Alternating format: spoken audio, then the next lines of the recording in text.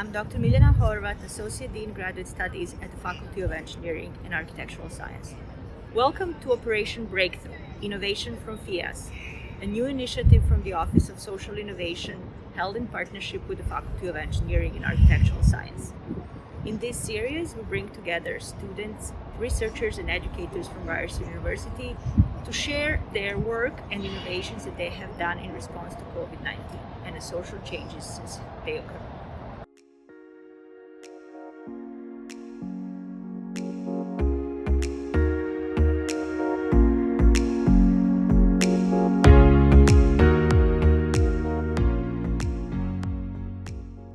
Hi, can you please introduce yourself, your position, your department, and so where are you coming from? Great. My name is Terri Peters. I'm an assistant professor in the Department of Architectural Science here at Ryerson. I joined the faculty in 2018, and before I joined the faculty, I did my PhD in architecture in Denmark. So I've been living abroad for many years, and my main research area is housing and quality of life. So can you quickly describe to us your project, Outdoor Space in Urban Apartment Housing, a visual catalog and analysis of Toronto balconies?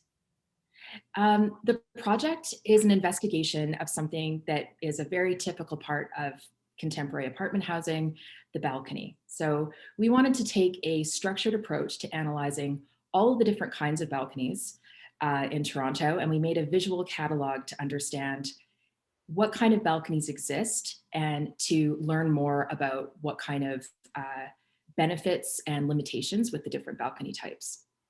So how did you come up to this idea? Where did you see the need for this research and for this solution?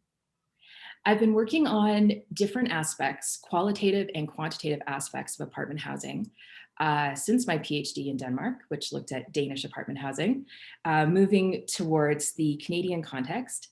And I've been looking at different qualities of apartment housing in terms of daylight, thermal comfort, and balconies are really understudied.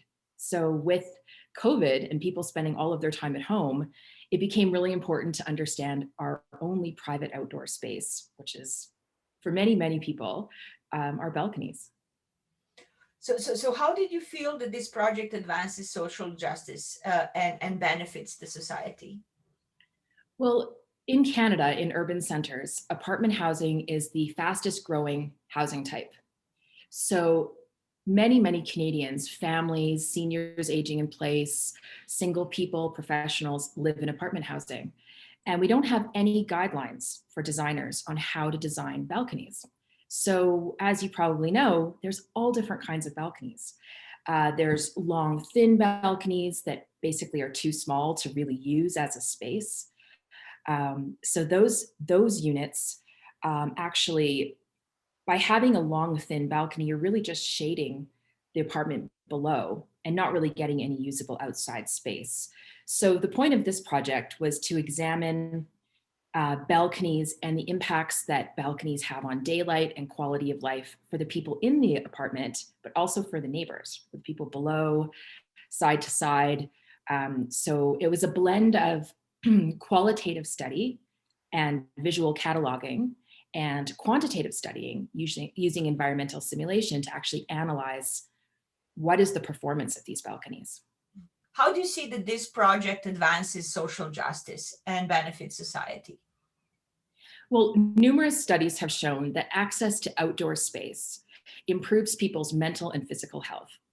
So it's really important that we have design guidelines and a really strong understanding as architects and designers for how to design balconies to improve people's quality of life.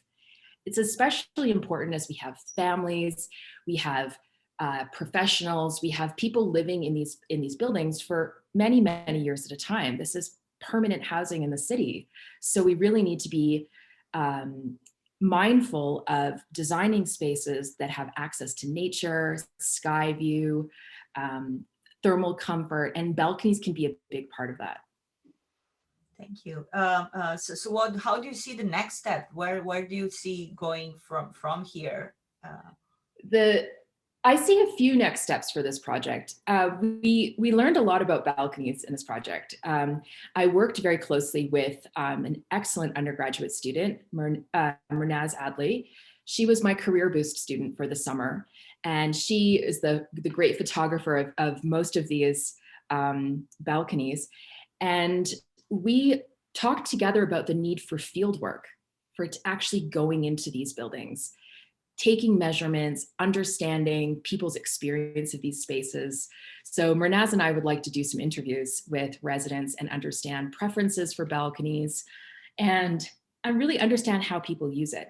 So the next step in my research is a follow-up study that actually examines people's experiences on balconies and what they prefer.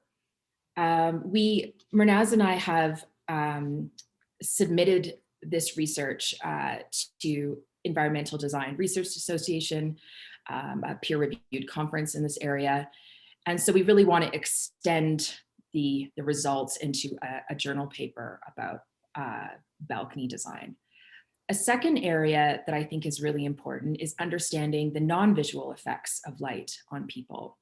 So I have a building science student that's going to be starting her major research project on circadian lighting and balconies.